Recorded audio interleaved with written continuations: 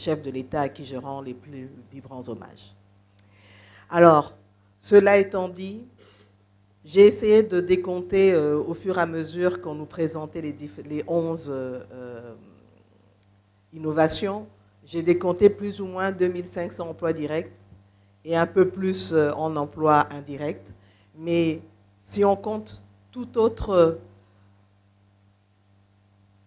innovation qu'on a au niveau du pays, et si on arrive à les démultiplier sur l'étendue du territoire, je pense qu'en termes de contribution d'emploi, on en aura suffisamment pour atteindre notre cible.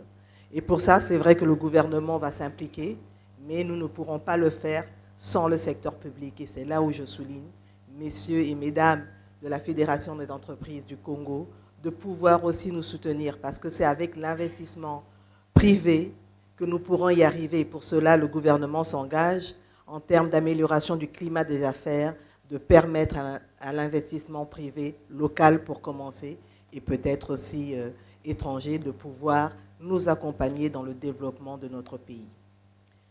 Et je pense qu'ensemble, nous allons y arriver. Ainsi, j'indique à messieurs les ministres de la recherche scientifique et de l'industrie que toutes les conclusions et recommandations de cet atelier devront être versées notamment en commission interministérielle, celle qui est en charge du secteur productif.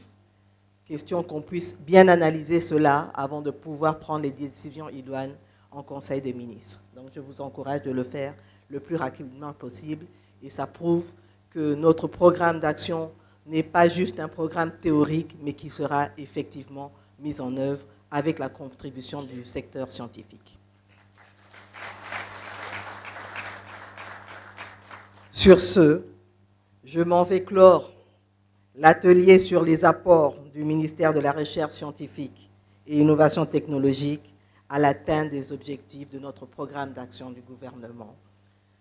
Je vous remercie et que Dieu bénisse le Congo. Il n'y a pas que 48, il y a 48 plus 17, ça fait 65 innovations et inventions que nous mettons à la disposition du gouvernement pour démarrer l'introversion de notre économie. La satisfaction est réelle, mais ce n'est qu'un début. Parce que ces 45 ont été sélectionnés l'année passée, vous le savez. J'avais organisé le conclave du génie scientifique congolais, un peu à la hâte. Mais cette année-ci, je vous informe déjà que dans 2 mois, nous organisons un deuxième forum où nous aurons encore d'autres inventeurs, innovateurs qui vont venir de Kinshasa, de l'intérieur du pays, de l'étranger. Et je suis presque sûr que nous allons probablement doubler, si pas tripler les innovations que le Congo peut introduire dans son économie maintenant.